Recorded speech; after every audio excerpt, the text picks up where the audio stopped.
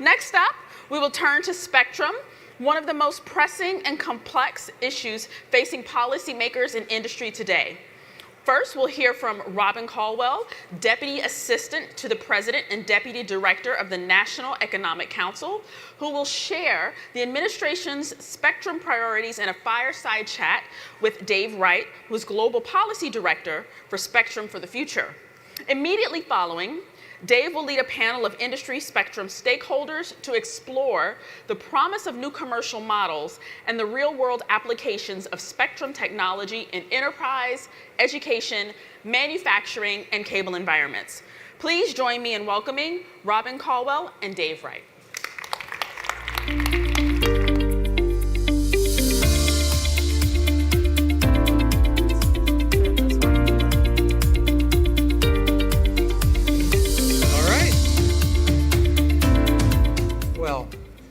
Great to be with you all, and we are excited to start this section on spectrum. Great news is that we have some great speakers. Not so great news is that I'm moderating both sessions. But it's great to have Robin joining us. Robin has a long and illustrious career in and outside of government. Has spent time on the Hill, has spent time at the FCC, spent time on the National Economic Council during the first Trump administration, and now is back as Deputy Director. So very glad to have you here. You're an obvious leader, administration leader on the economy and on spectrum policy, so thank you, Robin. Maybe you could just tell us a little bit about, I think you're in a unique position having served on the NEC for 2 non-consecutive terms. So maybe some of the differences in the NEC's goals and activities between the first Trump administration and now, and things have maybe changed a little bit in 5 years? A little bit, here and there. Okay, everybody hear me? This is working, yeah, imagine that. First of all, thanks to all my friends at NCTA for having me here today. Really thrilled to be here, and so many friendly faces in the audience, very helpful when you kind of get up here. But thrilled to have served in the first administration, doing the technology and telecom portfolio, which, as many of you know, is a great passion of mine, and probably particularly spectrum. So it's really delightful to get an opportunity to get up here and talk about one of my favorite subjects, and probably not even enough time in the day to get to everything on this. Anyway, so first administration, I had that technology and telecommunications portfolio, which a lot of us have worked together on throughout the years. And so I'm thrilled to be back and have a new role. Basically, I got an opportunity to expand my horizons a bit as the deputy director of the NEC. So kind of a broader portfolio looking at the economy as a whole, which has been really interesting as somebody that kind of comes from our technology policy world.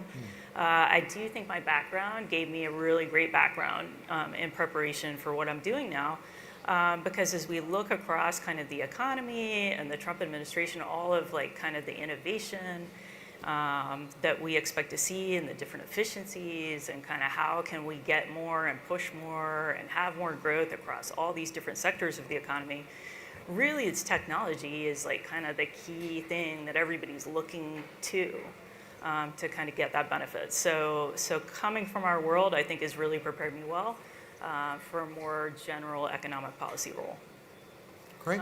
The second thing I would say about it, which is kind of funny, first time I was there for the second 2 years of the administration, and this time I went on day 1. So the energy has been a whole lot different, as you can imagine. There's been a really, really, really fast pace for the first 8 months. And that's just something just by virtue of when I came in last time, I didn't get to experience. So it's been a lot of fun to kind of get involved in that startup energy and being able to try to set some of these policies right from the beginning, from the get-go. Cool. Thank you.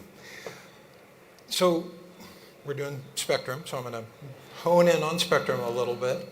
And I was at the Spectrum Symposium, the NTI Symposium a few weeks ago, and Administrator Roth and Commissioner Trustee and others noted the need for a comprehensive approach to spectrum. So obviously traditional full power licensed spectrum, but also unlicensed for Wi-Fi, shared licensed private networks, satellite, sort of an all of the above approach, to use Commissioner Trustee's language. And when I think back to the first Trump administration and Chairman Pai's leadership at the commission, we saw a really comprehensive approach. So C-band part 1 got done. I call it part 1 now because we're about to do up C-band. So C-band part 1, 6 gigahertz unlicensed, 3.5 gigahertz CBRS.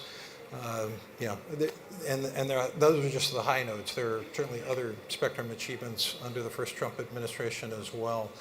So as we think about the comprehensive needs of the country, obviously the recent legislation did a lot for traditional full power exclusive use licensed spectrum. Can you share a little bit about the administration's plans for unlicensed, shared license, satellite, et cetera? Yeah, absolutely. And I think Cliff is able potentially to put this Truth Social from the president on the board. The really cool thing that we have going for us this time is that right out of the box, realizing that not everyone has a Truth Social account. So you might not have been able to read the president's words 4 months ago. So look at this tweet, right? We want to maintain our status as the worldwide leader in Wi-Fi, and we want to never bet against American ingenuity. So you look at the rest of the tweet, yeah, I could see you guys being like, well, this is just all talking about license and it's talking about the auctions. You have to realize this was kind of in context of what was going on at the time, which is a reconciliation bill. So just by definition, that bill needed to be focused on license because that's the only place you can get revenue from. So it's really difficult to try to kind of set policy for unlicensed and things like this that can really be called out by the parliamentarian as just pure kind of policy setting and not something that's directly related to revenue. So the bill needed to be focused on the license side of things. That being said, I think we've got the words up here, right? And so we are looking for win, win, win. We are looking to expand the pie and create more spectrum access for everyone across all those different technologies. So I think we're in tremendous alignment.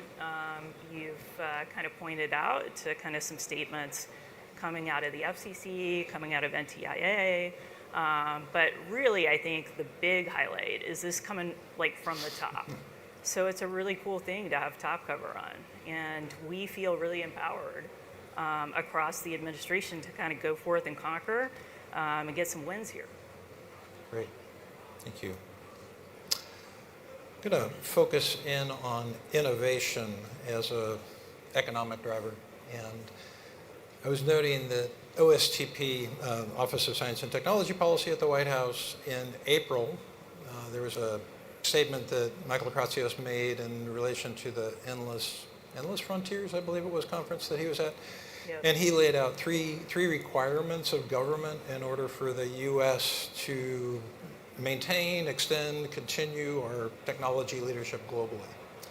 And one of the first tenets of that three pillars, or three legs of the table, was to adopt American technologies at home and promote them abroad. And then a second point was to construct what he called a pro-innovation regulatory regime. And related to that, I was noting just 2 weeks ago, the World Intellectual Property Organization, for those of you who don't follow intellectual property, they do a global innovation index where they rank all the countries in the world in terms of how innovative they are. And they just came out with their 2025 report 2 weeks ago. The good news was the U.S. is, again, in the top 3 most innovative countries in the world, so obviously great. One of the things that I also noted was China was ranked in the top 10 for the first time in this innovation index. So, obviously we're starting to see some competition from them on the innovation side. So, Robin, what do you think we can do, or what can you do, I should say, as the administration to help create this pro-innovation regulatory regime or environment? Well, so a lot of thoughts on that. So we at NEC always work really, really closely on all these policies with OSTP.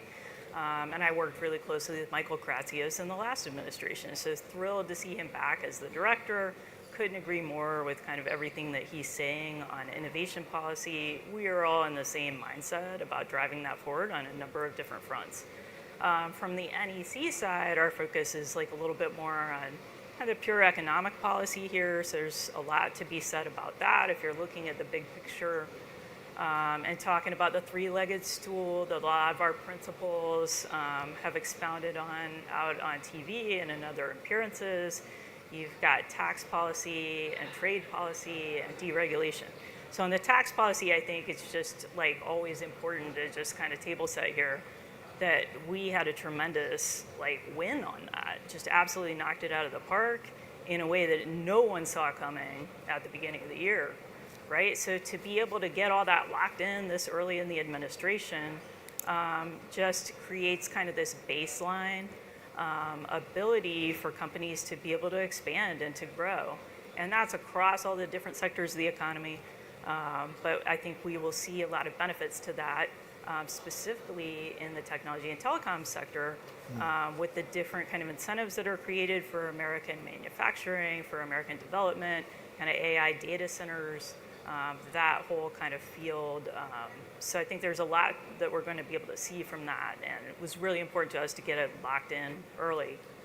And then you're looking at deregulation. So that's just a longer track. That takes a while. You guys all understand.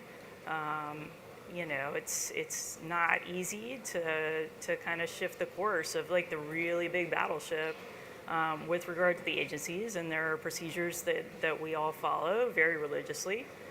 But we're walking our way through all of that. So we're hoping to see the benefits of all of that start to be able to kick in. So that's really far up the chain. So that's kind of our focus at NEC.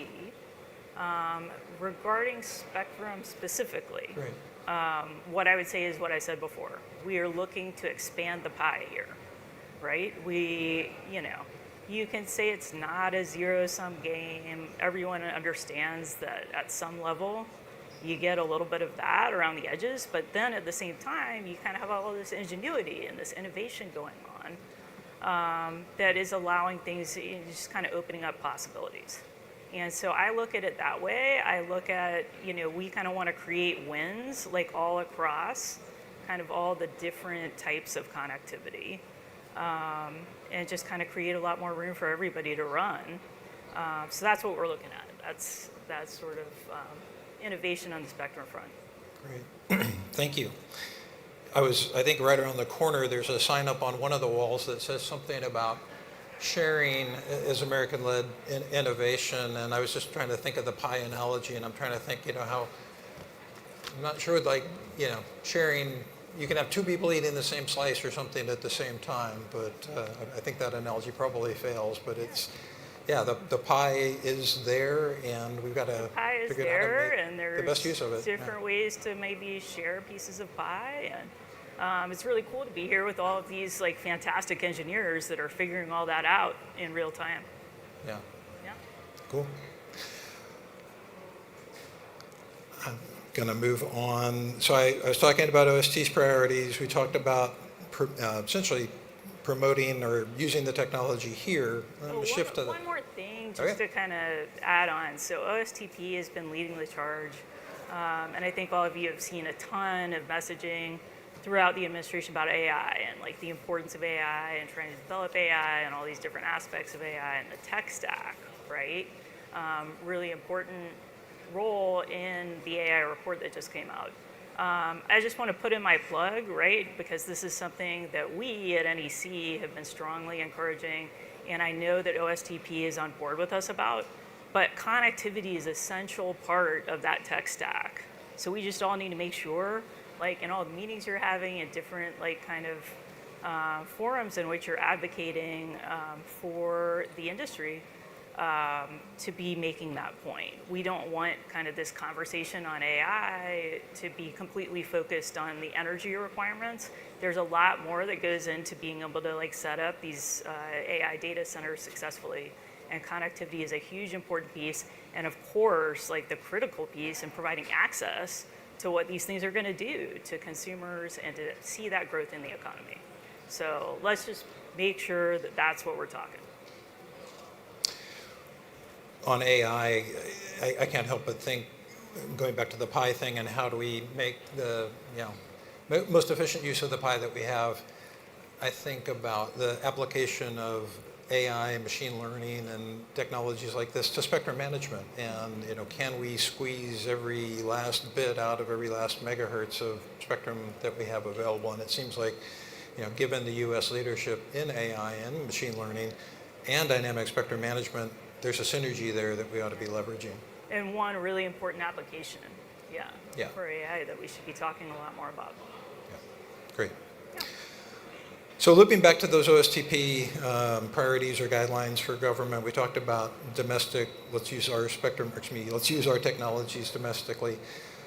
On the international front, we talked about promoting American technologies abroad, or OSTP did.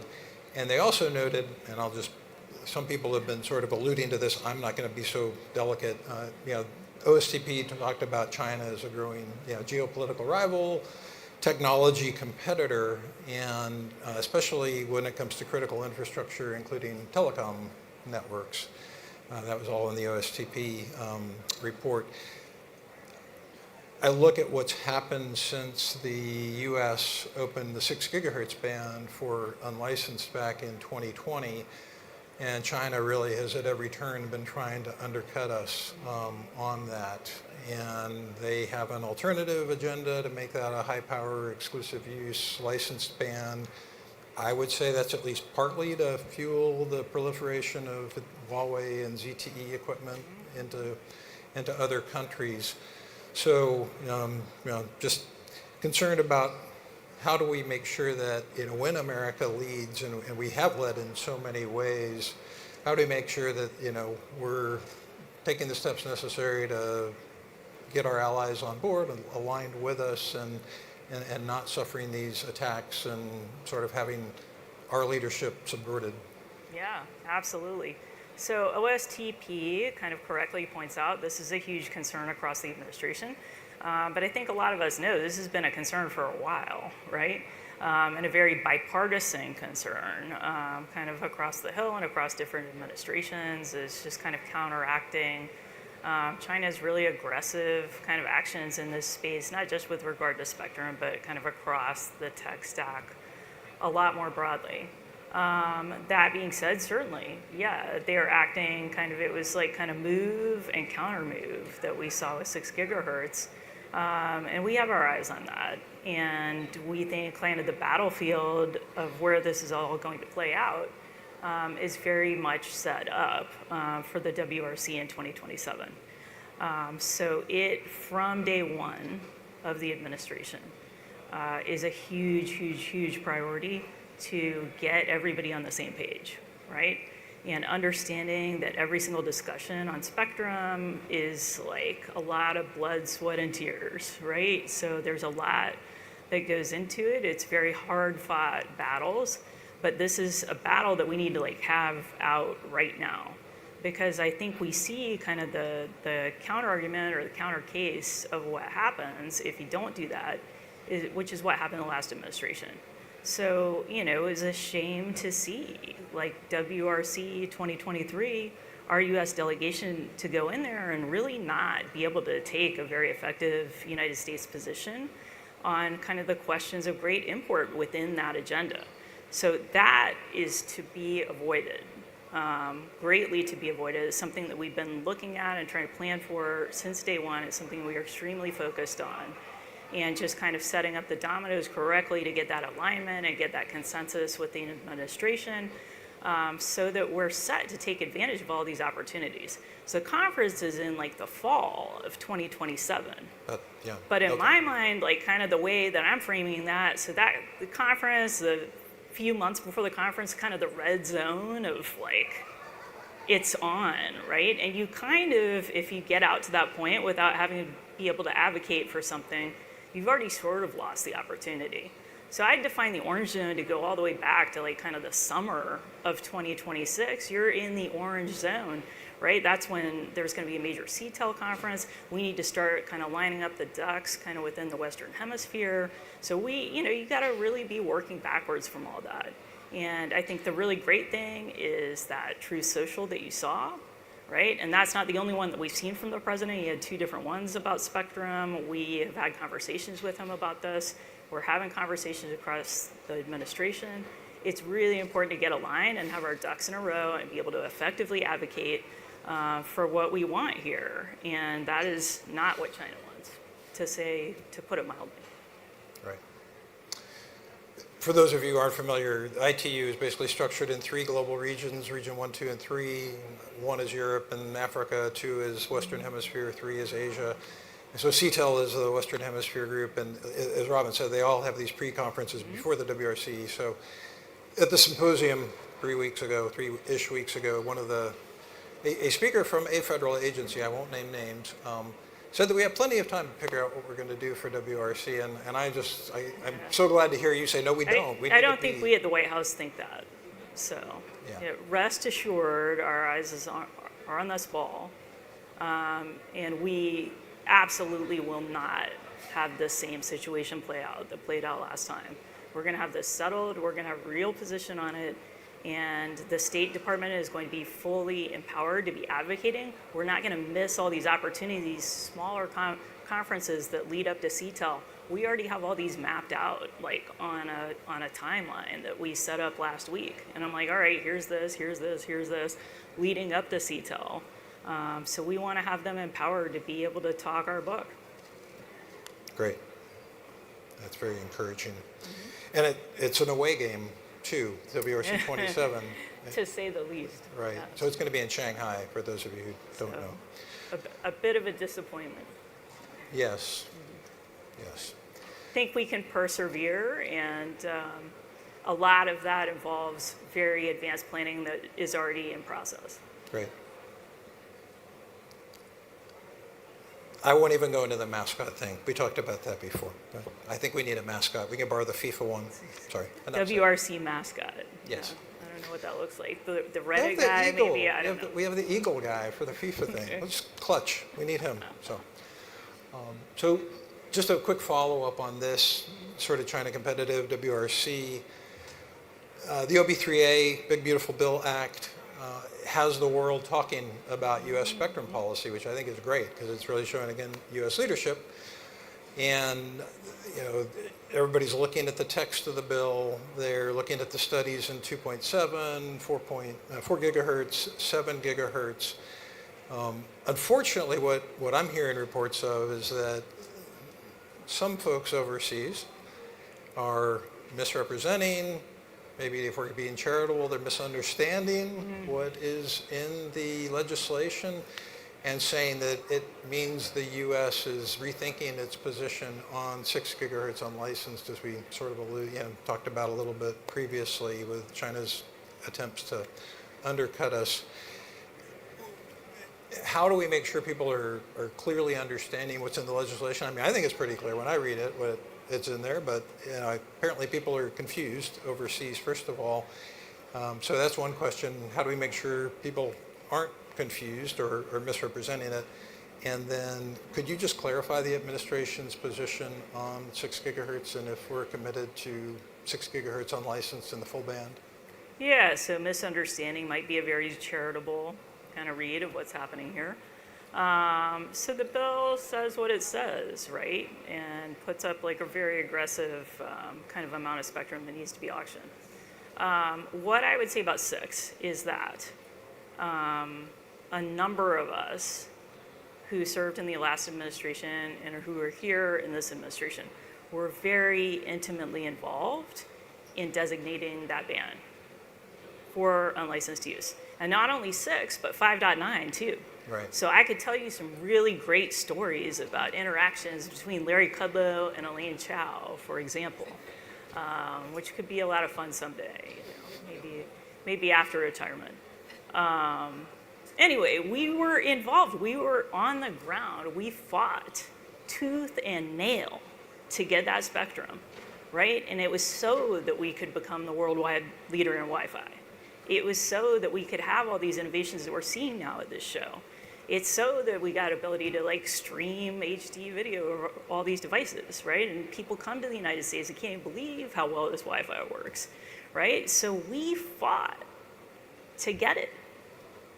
And I don't understand why anybody would think we're trying to go back on that now. Like, it worked.